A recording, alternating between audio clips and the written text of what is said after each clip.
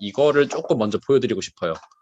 그러니까 저희가 조사를 했는데 우선은 토론에 참여하게 된 동기가 우선은 동향 파악이 제일 크셨어요.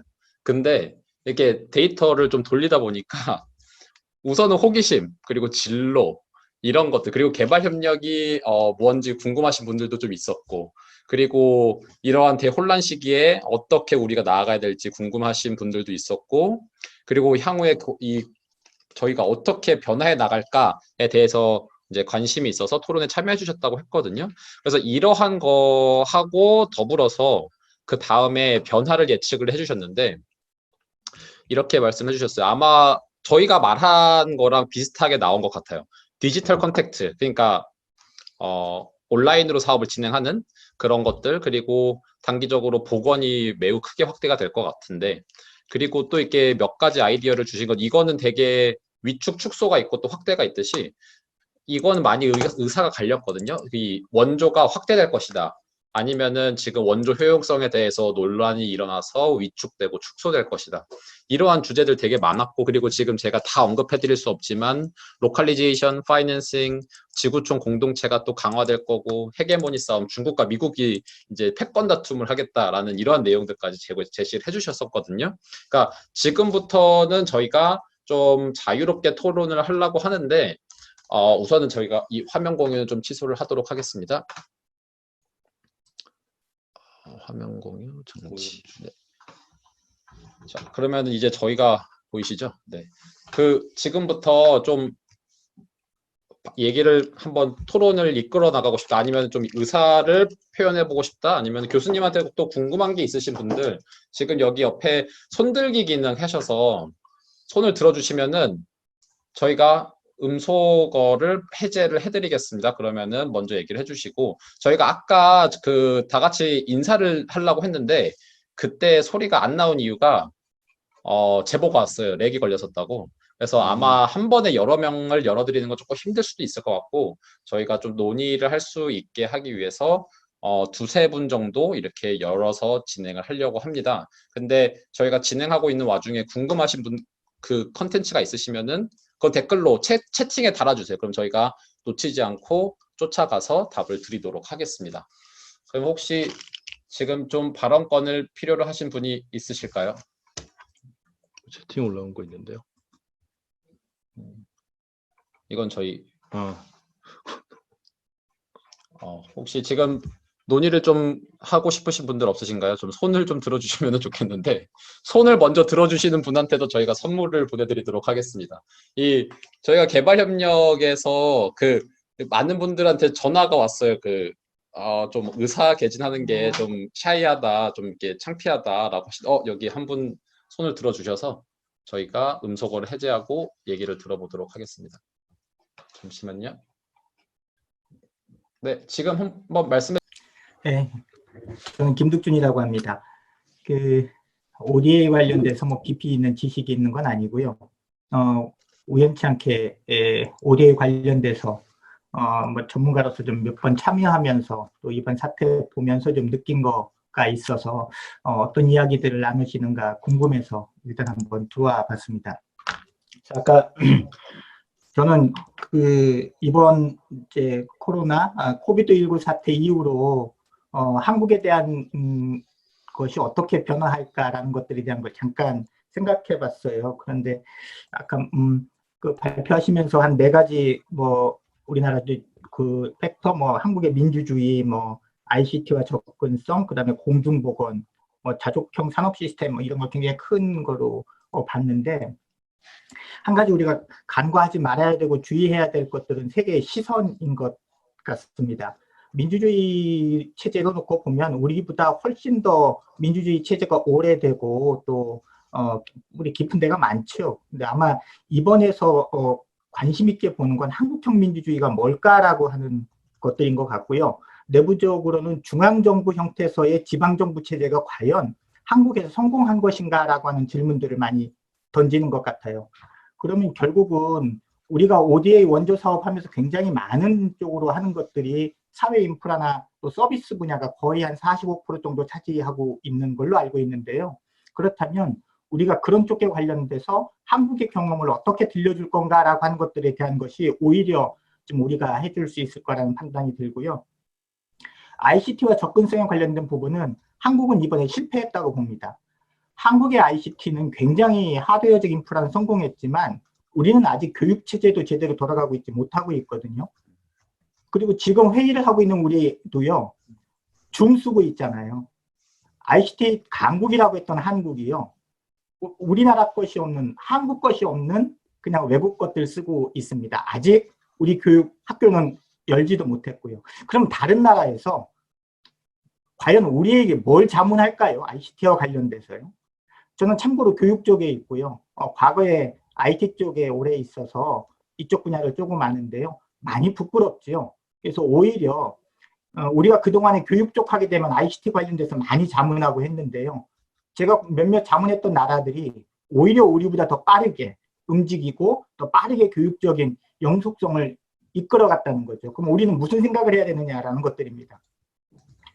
공중보건위와 관련된 것들 또한 사실은 이게 1980년도에 뭐 농어촌 등 보건의료를 위한 특별조치법에 의해서 1980년 12월 3일 마지막 날에 이게 만들어진 겁니다. 이 공중보건위 제도는 사실은 군대를 대신해 주는 거거든요, 의사들을요. 그런 제도예요. 그렇다면 이 공중보건위 제도라고 하는 것들을 다른 나라에 우리가 자문하기 위해선 부족함이 있죠. 약간 우리가 한번 생각해 볼 필요가 있다는 겁니다. 자주형 산업 시스템과 관련된 부분들인데요.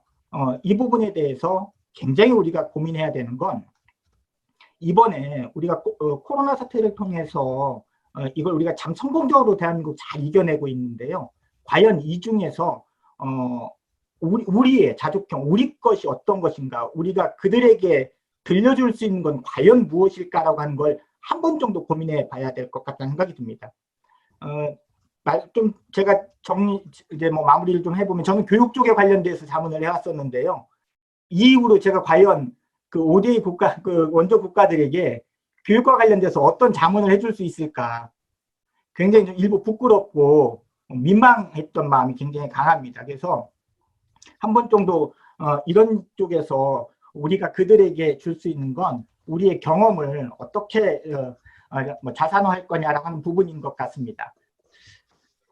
여기까지 그냥 제가 뭐 그냥 듣고 뭐 소회 비슷하게 한 말씀 드렸습니다. 예, 말씀 감사드리고요. 제가 빠르게 답변을 드리는 사이에 또 다른 분도 계속 참여하시면 좋겠고, 우리 김 선생님 의견에 또 뭐 말씀하실 게 있거나 아니면은 또 의견이 있으시면 올려주셔도 좋고 또 손을 들어주셔도 좋을 것 같아요.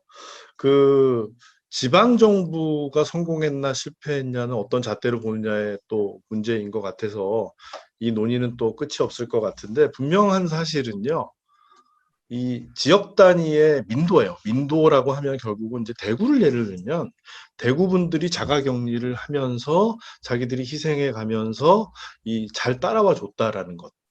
이것은 다른 나라에 없는, 발견하기 힘든 거고요. 이게 어디서 나왔냐 하면 제일 처음에 2002년 그 월드컵 응원할 때, 그리고 촛불 집회가 계속 있으면서 거기에 따르는 질서, 그러니까 그 자체로서 놀랍지만 사실은 뭐 여기서 다친 사람 하나 없고 소매치기 하나 없었다는 거 세계를 경악하게 했죠. 결국 그런 거죠. 근데 이거는 정치학의 영역이 아니라 이것은 인류학과 사회 영역이거든요. 그래서 그런 면에 있어서 민주주의의 근간이 되는 우리 시민교육이 매우 중요하다. 그래서 제가 교육을 강조하는 건 시민교육의 중요성이지 학교 교육으로서 우리가 내세울 게 있다, 저는 그거 없다고 저도 이제 생각을 합니다. 교육은 조금 이따 말씀드리고요. 우리나라 ICT 실패한 거 맞습니다. 다만 너무 과잉이고 넘친 거에 있어서는 문제가 있었지만 그나마 백본에서부터 활용도에 이르기까지 모든 게 갖췄기 때문에 이 대응이 됐다는 얘기고요. 그러면 지금보다 훨씬 더 저렴한 가격으로 ICT를 개도국에서 쓸 수 있게 이제 해줘야 되는데, 지금까지 우리의 접근 방식은 너무 큰 하드웨어 중심으로만 들어갔다. 활용도를 증진시킬 수 있는 방향으로 이게 모아져야 된다. 서버는 너희들이 살아요. 제 주장은. 너희들이 사고 우리는 그걸 어떻게 쓸지에 관한 여러 가지 노하우를 같이 공유하는 게 중요하다고 생각을 하고요. 공중보건은요, 이거는 지금 국유화 논의가 활발하게 있는 거 아마 들어서 아실 텐데, 공중보건에 대해서는 이건 국가 역할이 분명히 있는 것이고, 그래서 어느 정도 이 통제 메커니즘이 주어져야 되는 것은 지금 많이 동의하고 있는 부분인 것 같아요. 가장 익스트림한 나라가 쿠바죠. 쿠바 역시 이 코로나에서 매우 효율적으로 대처했다고 보고 오히려 의사들을 수출해서 다른 나라 방역을 돕고 있는 나라죠, 지금. 그런데 쿠바는 의과대학이 무료입니다. 심지어 미국에서도 유학생 받아서 거기서 교육을 시켜줘요. 다만 조건이 있어요. 네가 무료 교육을 받았기 때문에 너희 커뮤니티에 돌아가서 몇 년간 봉사해라. 이 시스템을 갖추고 있거든요. 제가 익스트림이라고 얘기한 것을 잘 참조하셔서 이런 것이 주는 시사점을 우리가 좀 끌어내야 될 것 같은 생각이 들고요. 산업 같은 것도 우리의 산업 정책에 대한 지금까지 지식 공유가 너무 이제 거대한 퍼실리티 위주로만 돼 있는데, 사실 더 중요한 거는 이 산업을 일으켜서 성공하게 된 근간이 뭐고 배경이 뭐냐. 그러니까 사람들이 자유롭게 기업할 수 있게 만들어줬나, 경쟁할 수 있게 만들어줬나, 그 납품할 수 있는 뭐 어떤 그 체인은 존재하는가, 피라미드는 존재하는가, 이런 것들. 그 다음에 교육받을 수 있는 인센티브가 제대로 주어지는가에 대한 것들.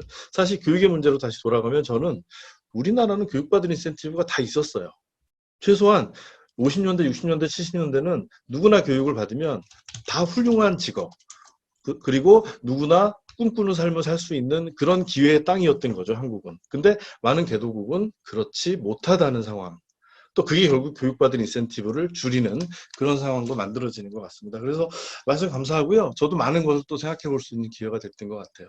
그래서 지금 교수님께서 해주신 말하고 좀 더불어서 그러니까 사실 한국이 메르스 그리고 또 신종플루 상황들을 겪으면서 좀 뭐랄까 감염병 발생에 있을 때 체계 구축을 좀 열심히 해왔던 것 같아요. 그럼에 있어서 한국의 이 ICT 기반을 잘 활용을 했고, 그리고 그거를 최적화를 했었기 때문에 지금 이러한 결과를 얻을 수 있지 않았을까라는 저는 의견을 제시를 하면서, 그러니까 저희가 대규모 인프라 지원 이런 것보다도 지금 그 나라 지금 아프리카 같은 데만 가면은 아직도 투지폰 쓰고 스마트폰은 뭐 수도 지역, 일부 지역에서만 되니까 폰을 2개 들고 다니는 사람들도 꽤 많거든요.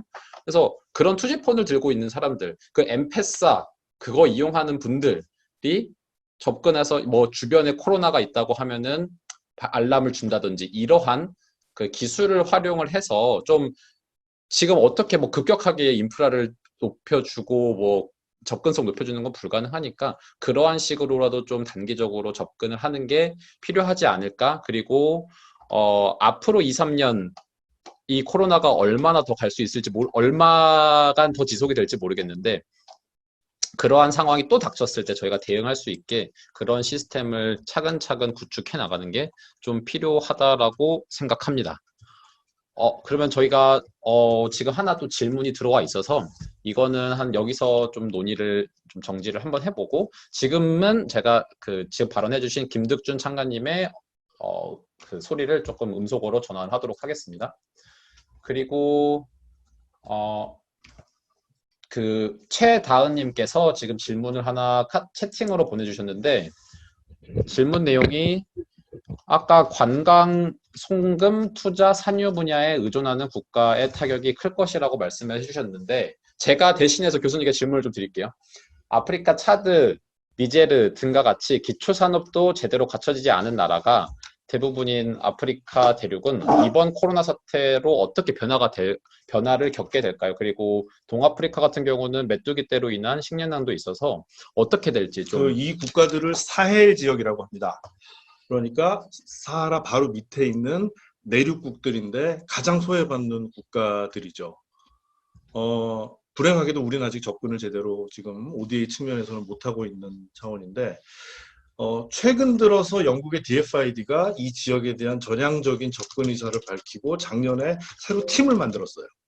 그리고 대부분이 이제 프렌치 스피킹 국가들이잖아요. 이제 그런 국가들이다 보니 또 영국이 한 발짝 떨어져 있었는데, 이제는 이 국가들을 놔둘 수 없다는 생각으로 여러 가지 문제가 복합되어 있는 지역이기 때문에 전향적으로 이제 들어가던 와중에 이제 코비드가 생긴 겁니다. 물론 심각합니다.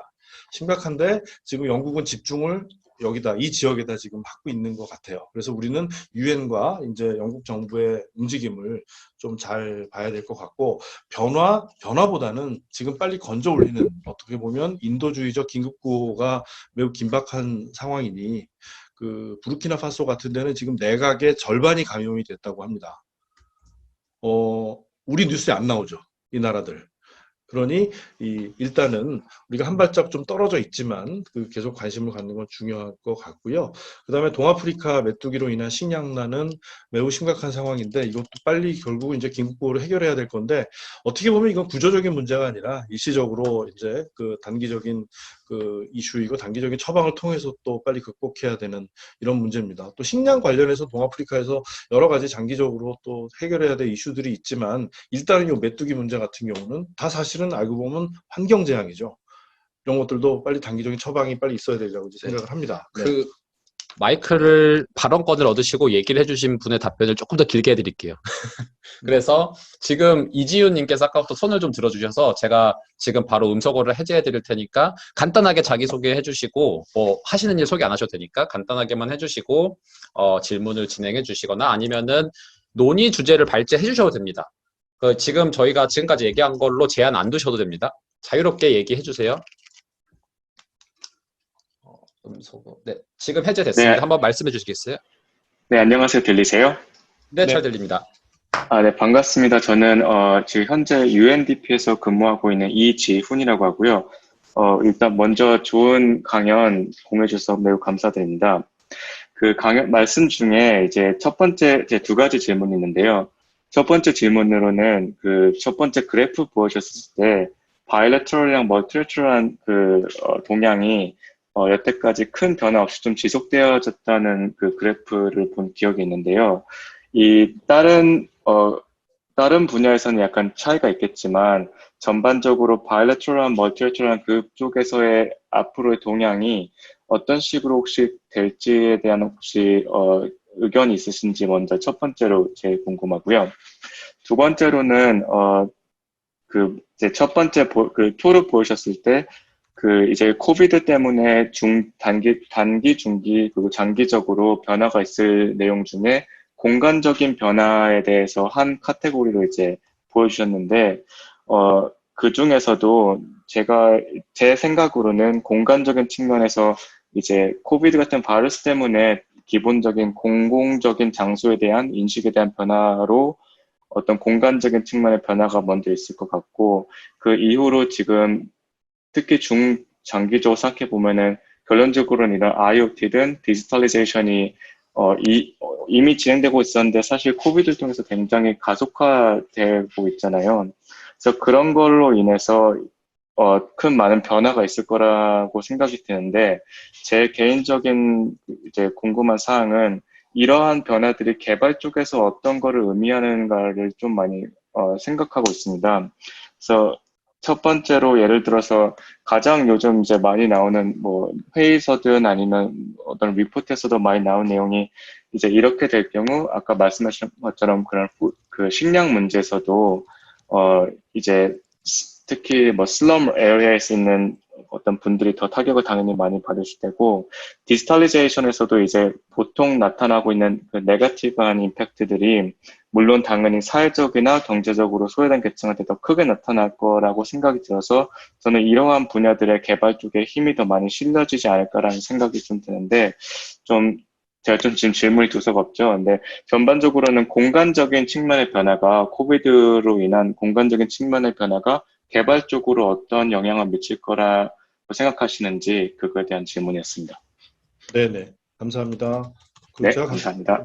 그리고 우리 최코니 또 보완해서 답해 주시면 좋겠고, 물론 여러분도 관심 있으시면 논의에 참여해 주시는 거 매우 좋다고 생각을 합니다. 이 그래프에 대해서 바이래터럴, 멀티래터럴의 시대는 끝났다라고 얘기하는 게 어제까지의 논의였어요, 사실은. 왜냐하면, 원조는 이제 촉매제다. 그래서 캐탈리스틱 에이드라는 표현이 이 업계에 이제 많이 이제 유통이 됐었는데 그건 뭐냐? 공공재원은 풍부한 민간 재원을 더 많이 개발협력으로 진입하게 하는 어떤 요인의 역할을 하는 게 마땅하다. 그래서 우리는 더 이상 안 늘리겠다와 다름없어요. 왜냐하면 선진국들이 다 어려웠거든요. 재정 여력이 다 어렵죠. 그래서 어떻게 하면 늘리지 않을까를 고민하다가 보니 민간 재원도 많이 늘어나고 자신들의 역할도 상당히 제한적이고 그다음에 시장 중심으로 이게 돌아가야 되는 게 더 지속 가능한 것 같고 그다음에 MDG에서 여러 가지 목표는 한 번쯤은 다 이제 짚어본 상황이다 보니 그렇게 해서 이제 이 상황이 만들어진 거예요. 그런데 앞으로는 전혀 다른 상황이 전개될 것 같다는 얘기죠. 결국은 송금이 줄고 외국인 투자가 줄면은 공공의 역할은 확대될 수밖에 없습니다. 그래서 저는 ODA가 늘 거라고 봐요, 앞으로. ODA가 더 확대되고 ODA 확대에 대한 국제적인 컨센서스, 최소한 민간 부분이 복원력을 다시 찾을 때까지는 늘려야 되지 않을까. 근데 올해 당장은 어떻게 될지 모릅니다. 우리나라도 줄이자는 얘기가 나오거든요. 프랑스도 줄이자는 얘기 나오고 이태리 지금 우리가 이거 할 때는 얘기 나오고 트럼프는 꼭 줄이겠다고 또 얘기하고 있고 그런 상황이니 올해는 힘들다 할지라도 내년 후년 장기화되는 시점에 오면 이 공공분야 ODA는 늘어나야 되는 상황이 사실은 오는 거고 그 늘어나는 데 대한 방법론 어떻게 늘어날 것인가 이게 바일레터럴로 늘어날 것인가 멀티레터럴로 늘어날 것인가는 결국 각 나라가 하고 있는 그런 기재하고도 이제 관계가 있는 것 같아요. 우리나라는 OECD 회원국 중에서 멀티레터럴 비중이 낮은 나라입니다. 그리고 그 중에서도 특히 멀티레터럴이 MDB에 많이 집중되어 있는 그런 현상을 보이기 때문에 그런 걸 착안해서 우리 여전히 이제 바일레터럴로 늘리겠다는 거 좀 그쪽으로 좀 예상을 해보고요. 그 다음에 IoT 디지털리제이션으로 인한 이런 공간 문제 사실은 제가 정확히 질문을 잘 이해는 못했어요.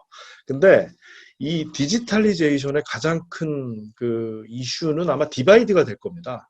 그래서 디지털리제이션이 가속하면 가속할수록 결국은 이 나라들의 여러 가지 거시적인 발전을 유도하는 촉매제로서 역할을 많이 하겠지만 결국 그 안에서의 그 불평등 구조를 심화시키는 요인도 될 수 있고요. 위기를 몇 번 우리가 겪어보면서 경험적으로 느낀 게 있어요. 위기가 나올 때마다 통화량은 늘렸어요. 돈을 찍어냈죠. 양적 완화를 통해 가지고 이걸 극복하는 노력을 몇 차례에 걸쳐서 했습니다. 근데 그 결과가 뭐예요? 그 결과는 결국은 극심한 불평등이죠. 자본의 집중도가 이제 심해지는 이 현상이 한 번 더 나올 겁니다. 그리고 그 현상은 개도국에 더 심화될 가능성이 크고요. 그럼 결국 여기에 공공의 역할이 있는 거죠. 어떻게든 평등화된 평등지향적인 사회를 만들고 공간적으로 소득적으로 그런 사회를 만들어갈 수 있을 것인가를 좀 얘기해줘야 되는 상황인 것 같아요. 네.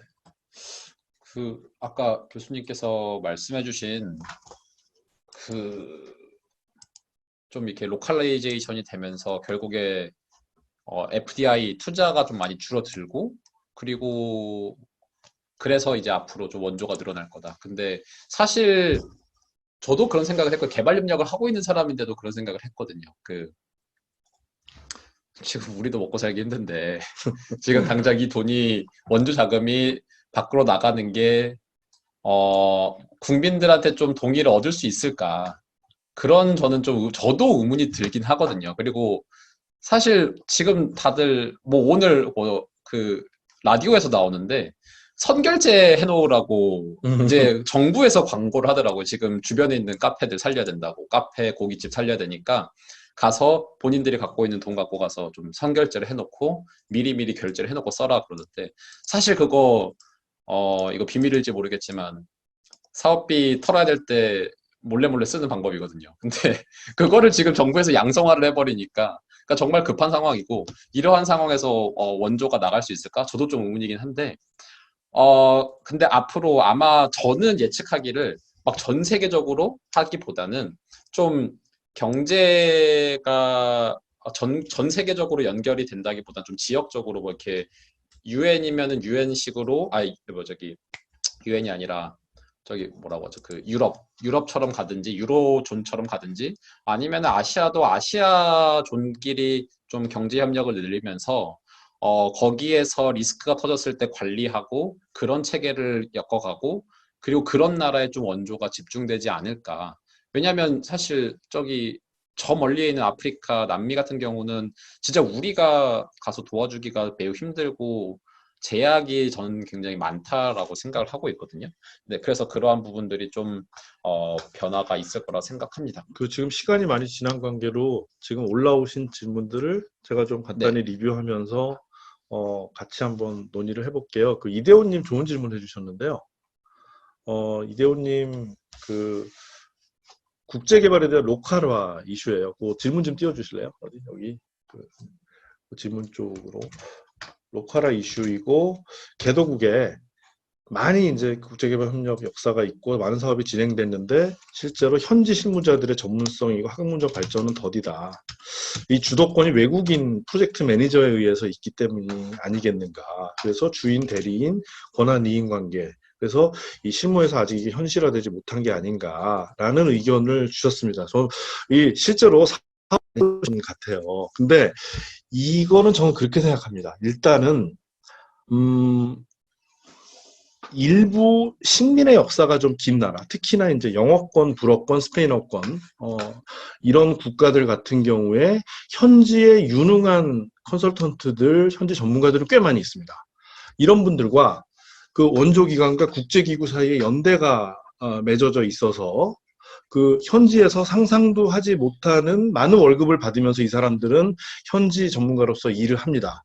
물론 그 월급은 유엔 직원이 받는 월급이나 우리가 여기서 받는 월급보다는 훨씬 작죠. 그럼에도 불구하고 로컬에서 구할 수 있는 이런 가장 높은 수준의 이제 급여를 받고 이제 일을 합니다. 그만큼 전문성도 어느 정도 있다고 봅니다. 그래서 이제 연대가 되고 있고요. 사실 문제는 이분들과 그렇지 못한 전문가들의 디바이드인 거죠.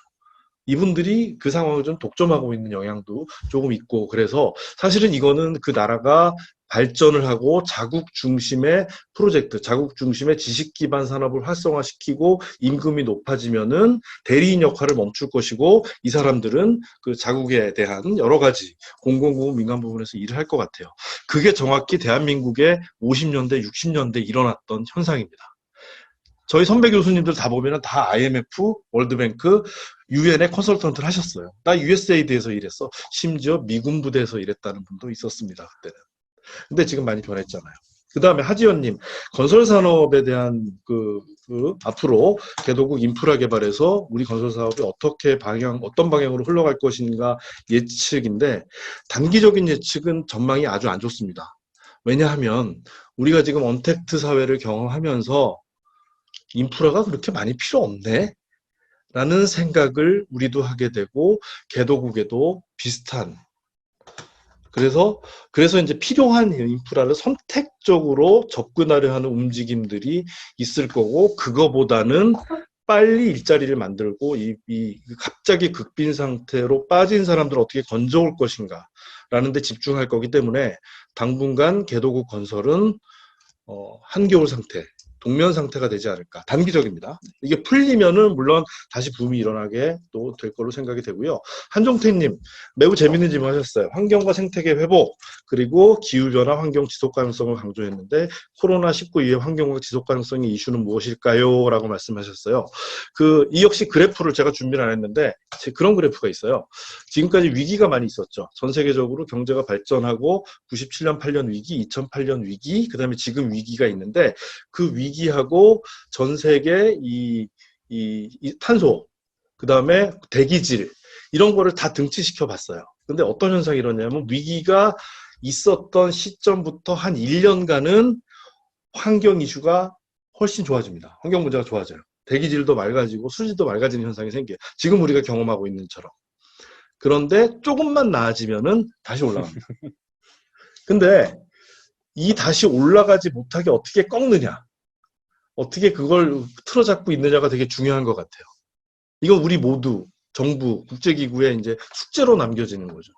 가야 할 방향이 뭐라는 건 알고 있는데 그렇게 못 가는 거. 그래서 과잉의 시대를 이제는 끝내야 된다는 겁니다. 과잉의 시대가 뭐냐면, 인류가 최초의 과잉을 경험했던 것은 산업혁명이에요. 산업혁명 이전에는 항상 물자 부족에 시달렸어요. 그런데 지난 300년 동안의 인류는 그저 만들면 팔아야 되고, 팔기 위해서 시장을 개척해야 되고, 그러기 위해서 남의 나라를 침략을 해야 되고 하면서 끊임없이 이 생산과 소비에 중독이 되어 오는 모습을 보였단 말이죠. 그러니까 옷 2벌 사는 거 한 번만 사시고 햄버거 일주일에 한 번씩 먹는 거 한 달에 한 번만 드시면 사실 이건 돼요. 여기에 관한 소비에 관한 컨센서스가 다시 재정이 돼야 된다는 또 이런 사실 패러다임 시프트가 매우 중요한 거죠. 그러면 조금이나마 환경 문제 우리가 도움이 될 수도 있을 것 같아요. 김상우님 또 질문해 주셨어요. 그 인적 자원 시스템을 SDG를 포함한 개발협력 이슈와 연동을 강화할 필요가 있겠다. 이런 연동 방안, 그 다음에 일자리 창출 중심의 인재 양성 사업의 한계, 향후 변화되는 개발협력 이슈와 연동 방안. SDG는요, SDG는 간단히 말씀드리면 무엇을 할 것인가의 문제입니다. what의 문제고, 그건 다 섹터예요. 그건 다 분야예요. 그 각 분야의 문제를 해결할 분들은 대한민국에 차고 넘쳐요. 그래서 이미 우리가 굳이 양성을 안 해도 식량 문제를 해결할 분들, 인프라 문제를 해결할 분들, 환경 문제를 해결할 전문가들은 다 있어요. 그래서 SDG와 인적 자원 간의 연계성은 뭐 나중에 연관만 지면, 마켓플레이스만 형성해주면 자연스럽게 매치메이킹이 될 거라고 보는데 문제는 how예요. how는 뭡니까? 파리 선언 이후에 5대 원칙을 통해서 오너십, 얼라인먼트, 하모나이제이션, 그다음에 매니징 포 리저트, 성과 중심 관리, 그다음에 어카운터빌리티 이런 거잖아요. 그 중에서도 이 성과 중심 관리를 비롯한 성과 관리, 사업 관리, 그다음에 이것에 대한 환류, 올바른 사업 관리를 할 how를 구현할 인력이 우리가 많이 없어요. 그래서 코이카에서는 지금 이런 다양한 프로그램, 또 저희가 스텝업 프로그램도 조만간에 시작을 하거든요. 이런 프로그램을 통해 가지고 그런 유능한 개발협력 전문가를 양성하려고 하고 있습니다. 그래서 그게 아주 밀접하게 연관이 돼 있어요. 다시 말씀드리면 what은 존재한다. 하지만 how의 이슈를 풀어야 되는데 여기서 또 중요한 게 딜리버리 스킬이라는 게 있습니다. 아주 쉽게 얘기하면 많은 우리 협력국 공무원들은 우리보다 더 좋은 교육을 받고 우리보다 훨씬 더 영어를 잘하는 사람들이 많아요. 근데 그런 사람들하고 같이 마주 앉아서 우리가 갖고 있는 지식과 그 방향성에 대해서 설득해 가면서 이를 합일점을 찾아가는 그런 소통 능력을 우리는 갖고 있는가? 네? 그리고 우리는 국제적으로 내놓을 수 있는 리포트를 쓸 수 있는 역량이 되는가? 요소 기술은 뛰어나나 이런 커뮤니케이션과 소통의 영역에서 우리는 아직 아쉬운 점이 되게 많아요, 대한민국. 그래서 이렇게 고기술을 가진 분들이 실제로 현장에서 구현할 때는 왜 이러실까? 라는 의문에 좀 답을 해야 되니까 그런 공력을 기르고 딜리버리 스킬을 기르는데 많은 노력을 또 앞으로 해야 되지 않을까 또 생각이 됩니다. 네, 이 정도 말씀을 드리면 네, 대충 답은 됐죠? 네. 그다음에 아까 저기 동티볼에서 10분이 들어와 주셨다고 하셨는데 아무도 질문을 안 해주셔서 굉장히 서운한데 혹시 동티볼은 지금 질문이 들어왔었나요? 잠시만요. 직접 혹시 여기 손을 지금 들어주셔서 바로 저희가 돈티볼에서 음소거를 해제해드리겠습니다. 네, 환영합니다. 네, 안녕하세요. 지금 말씀해 주시면 됩니다. 안녕하세요. 들리세요? 네, 들립니다. 네, 동티모르입니다. 네, 동티모르는 지금 사실은 코로나가 그렇게 심각한 건 아닌데요. 한 24명 정도 확진자가 났고, 오늘 한 달 정도 됐던 국가이기를 다시 연장이 돼서 또 5월 26일까지 연장이 됐습니다. 워낙 이렇게 못 사는 나라였기 때문에 사실은 저희도 그렇게 많이 피부로 못 느끼지만 이동이나 이런 것들 많이 제한이 되고 있습니다. 제가 이제 교수님이랑 다 말씀을 들으면서 몇 가지 궁금했던 사항이나 제 나름대로 고민했던 것을 말씀을 한번 드려보도록 하겠습니다. 지금 굉장히 일시적인 현상일 건데요.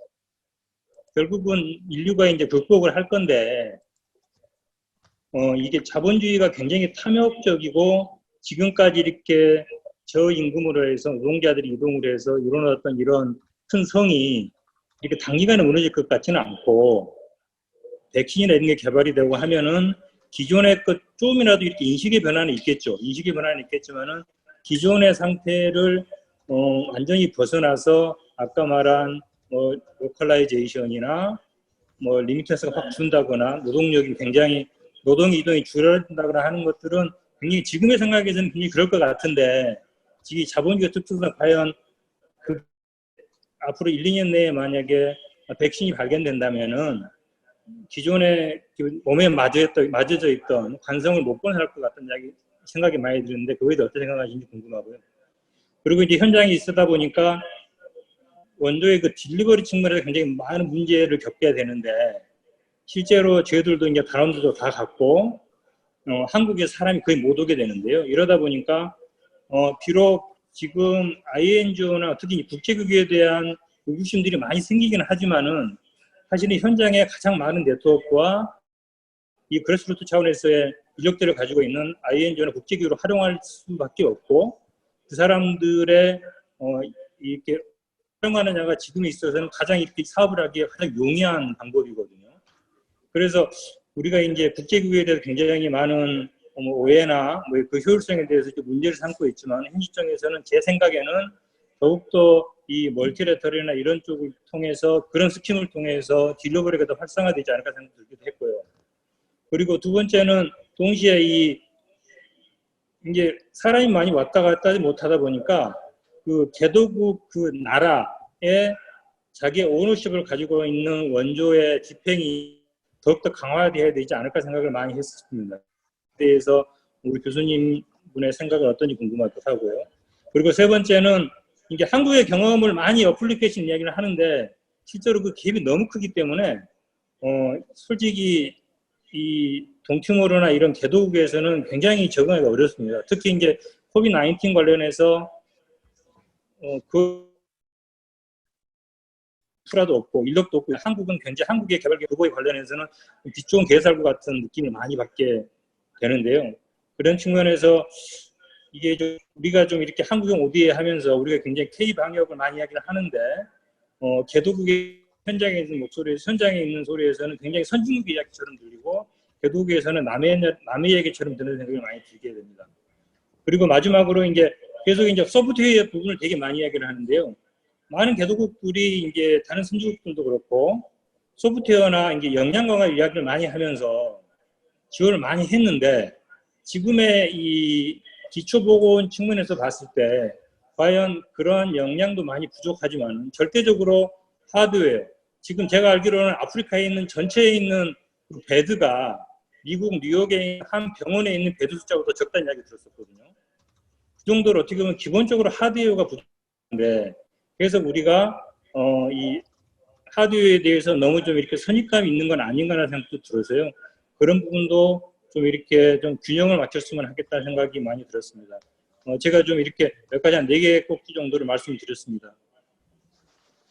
꼭지가 한 5개 되는 것 같아서 제가 빨리 그런가요? 네. 탐욕적 자본주의, 약탈적 자본주의 무너뜨려야 된다는 것에 대해서 공감하시는데 쉽게 무너지지 않을 것 같다. 저도 동감합니다. 그래서 기존 질서를 바꾸는데 몇 번의 기회가 있는데 인류가 실패했죠. 과연 이번에도 실패할 것인가, 성공할 것인가, 모두가 같이 보자는 거죠. 그리고 노력을 해야 된다는 점에서 말씀을 드리고요. 그 다음에 국제기구 멀티바이는 저는 굉장히 좋은 그 플랫폼이라고 생각을 합니다. 우리가 배울 점도 많고, 그 다음에 그들이 우리에게 배워갈 것도 굉장히 많아요.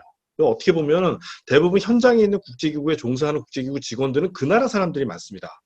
그러니까 그 나라 사람도 우리하고 같이 일을 하면서 우리의 고도의 전문성에 대해서 또 많이 배우고 높이 사는 이런 걸 많이 보고 있어요. 그래서 사실은 멀티바이라고 해서 그냥 다 줄 게 아니라 적절한 방식으로 우리와 같이 협업할 수 있는 구조를 만드는 게 되게 좋은 것 같아요. 그래서 PC를 우리가 하든지 PC를 그쪽에서 하든지 한쪽은 한국 팀이 같이 들어가서 협업하는 이런 구조면 서로 윈윈하는 플랫폼이 될 것 같고요.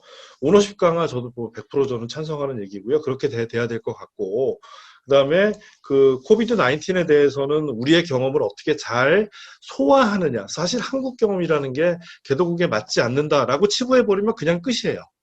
그런데 이 경험이 줄 수 있는 몇 가지 함의점과 시사점을 얼마나 현지 적합형으로 뽑아내느냐. 이게 되겠죠.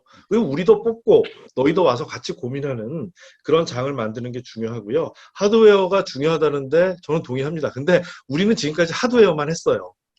그래서 밸런싱 하는 차원에서는 하드웨어 플러스 여러 가지 제도와 역량과 그런 지식 공유에 관한 고민들이 같이 들어가는 그 밸런싱이 와야 되지 않을까 생각이 됩니다. 그래서 멀리서 또 참여해 주시고 말씀 주셔서 너무 감사드리고요. 앞으로 동티모르 상황 좀 계속 좀 잘 모니터링 부탁드리겠습니다. 네. 네, 감사합니다. 감사합니다. 그러면은 지금 그 쿨레사 초이님께서 보내주신 질문을 좀 답하고 그 조아연님께서 보내주신 질문 2개가 있는데 이거를 좀 교수님께서 5분 내외로 좀 짧게 답변을 해주시고 저희가 네. 마무리를 좀 하도록 하겠습니다. 그 조하연님 질문, 각 분야에 대한 전문성의 중요성이 대두되는 가운데 포괄적인 개발협력 석사 진학이 개발 컨설턴트로 활동하는데 메리트가 될까요? 그 메리트 여기 있습니다. 이분이 이 증거고요. 그 대부분 문과 학생들이 그런 얘기를 많이 해요.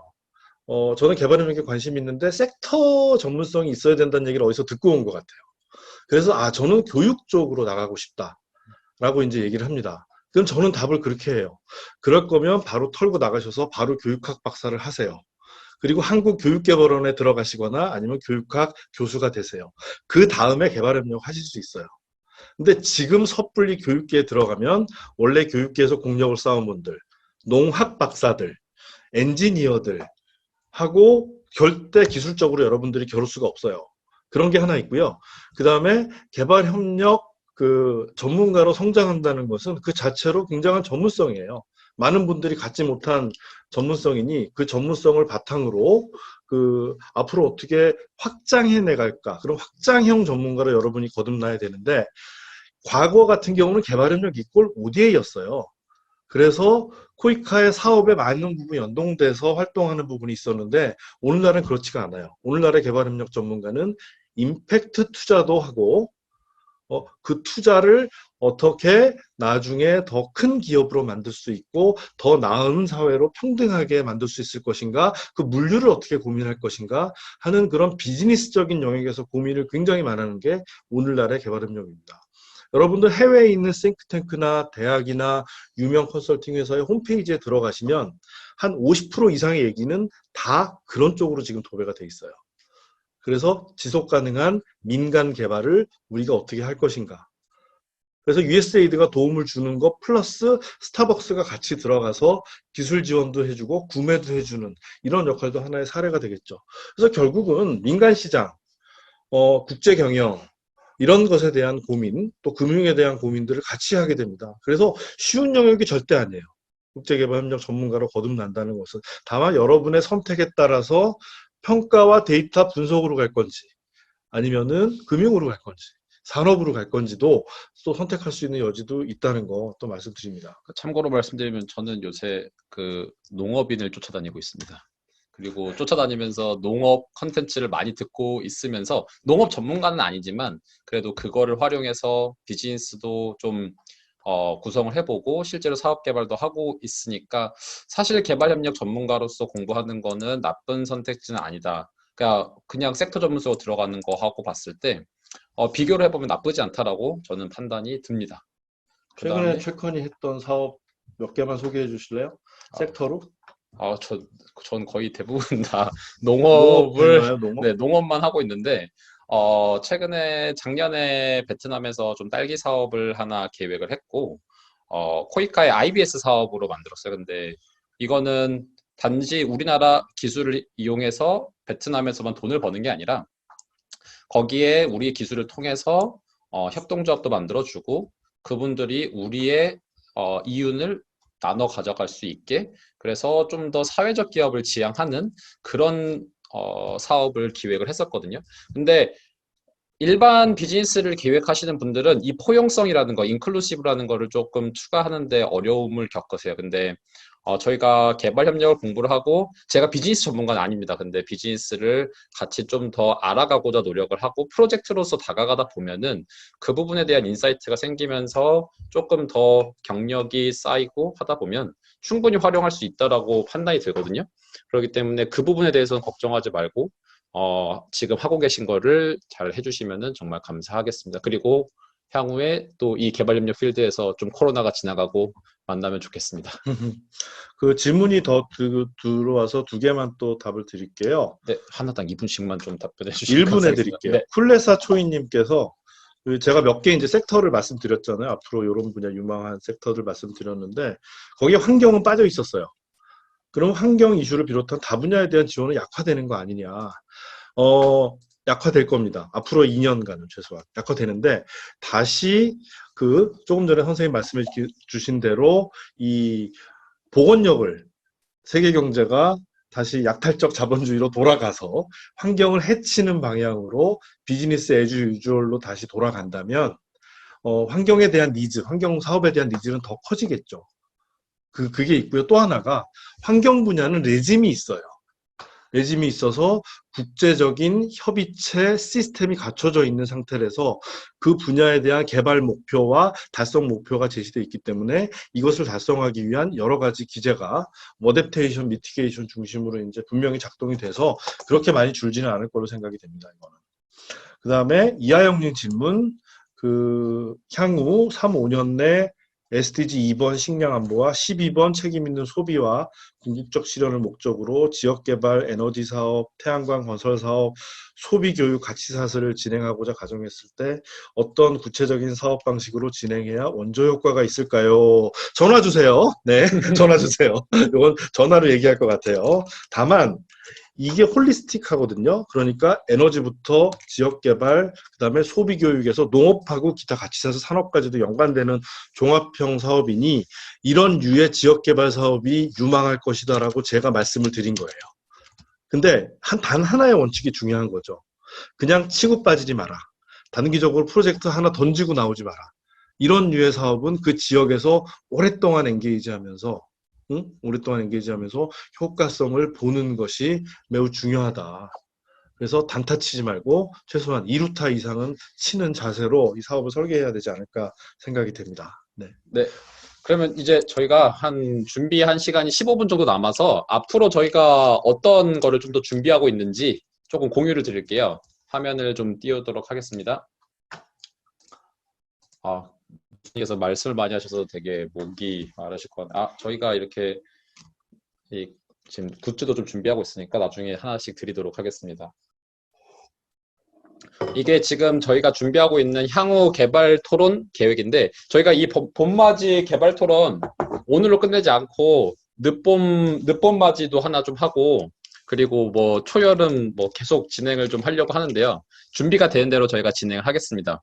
첫 번째 거 오늘 끝냈고 두 번째로는 개발협력 파트너. 그러니까 오늘 조금 논의하고 싶었는데 못했던 뭐 공여기관, 민간, 국제기구 간의 이런 역학병화나 어떻게 되어갈지 뭐 바이레터럴이 강화될지 이런 거를 조금 더 논의하는 시간을 한번 가져보고요. 그리고 세 번째에서는 이거는 좀 두 번으로 나눠서 하려고 하는데 분야별 전망, 섹터, 농업이면 농업, 보건이면 보건 어떻게 변화가 될 거고 우리가 어떻게 준비를 해야 나가야 될까 이거를 조금 더 저희가 구체적으로 들어가 보도록 하겠습니다. 이거는 2회에 나눠서 좀 진행을 해볼까 하고 있고요. 그래서 저희가 오늘 들어와 주신 분들한테 연락을 보내고 실제로 이 사무실로 좀 초청을 해서 진행을 할 수도 있으니까 혹시 연락이 간다 해서 좀 놀라시거나 거부하지는 않으셨으면 좋겠습니다.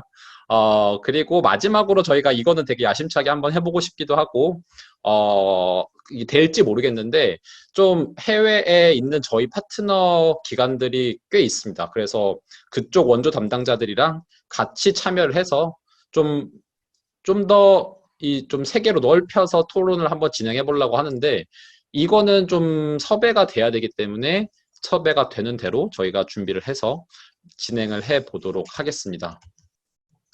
그리고 이제 저희가 아까 동티모르가 10분이 들어오셔서 5만인데 저희가 선물을 보낼 수 있는 여건이 조성되는 대로 바로 마스크 말고 별도로 또 다른 거를 보내드리도록. 뭐라고 말씀하시는데? 뭔가 말씀하실 게 있으신가요? 뭐 보내드릴까요? 그 대표로 잠시만요. 네, 해제됐는데 한번 말씀해 주시면 감사하겠습니다. 그 혹시 원하시는 선물 있으신가요? 선물이요? 네. 선물은 뭐든지 다 좋습니다. 근데 이렇게 오는 방법이 없기 때문에 코이카 본부로 보내주시면 제가 다 받아러 갈게요. 아,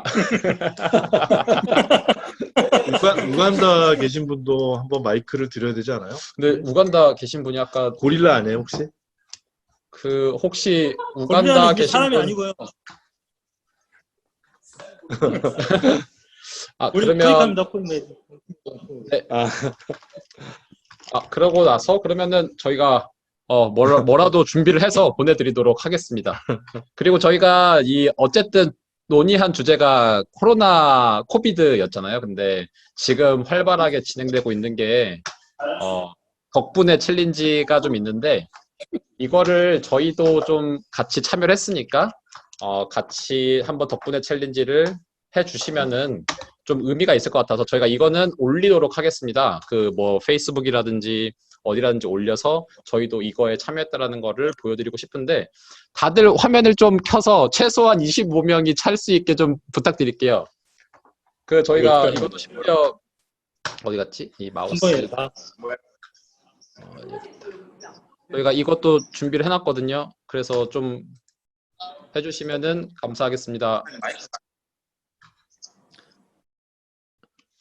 저희가 이거를 이렇게 하나 또 같이 준비해놨으니까 같이 해주시면 최소한 25명이 다 들어와 주시면 운전하고 계신 분도 들어와 주셔서 자동 주행 기능이 있어요, 요새. 저희가 이거를 좀 촬영을 하도록 하겠습니다. 그 손이 잘 나오게 한번 확인해 주세요. 저희가 교수님 조금 더 앞으로. 네, 그러면은 저희가 촬영을 하도록 하겠습니다. 교수님 여길 봐주세요. 하나, 둘, 셋. 그리고 여기도 한번 촬영을 해서. 네, 감사합니다. 정말 이 뜻깊은 시간을 같이 해주셔서 정말 감사드리고, 지금 혹시 고릴라, 혹시 우간다, 아니시구나. 그러면은 오늘의 토론은 여기에서 마감을 하도록 하고요. 저희가 토론 참여해주신 분들한테 좀 설문지를 보내서 유익했는지, 그리고 향후에 어떤 컨텐츠 원하는지 한번 문의를 또 드리도록 하겠습니다. 꼭 답변해 주시면 저희가 더 좋은 컨텐츠 준비해서 돌아오도록 할 거고요. 그리고 저희가 유튜브 컨텐츠도 준비하고 있는데, 이거 여기서 조금 되게 공식적인 논의를 했잖아요. 조금 유튜브에서는 조금 B급으로 가려고 해요. 좀 더 신랄하게, 좀 더 풍자도 해보고, 좀 더 재밌게 컨텐츠를 끌고 가려고 하니까 나중에 올리게 되면은 꼭 봐주시면 감사하겠습니다. 그 동태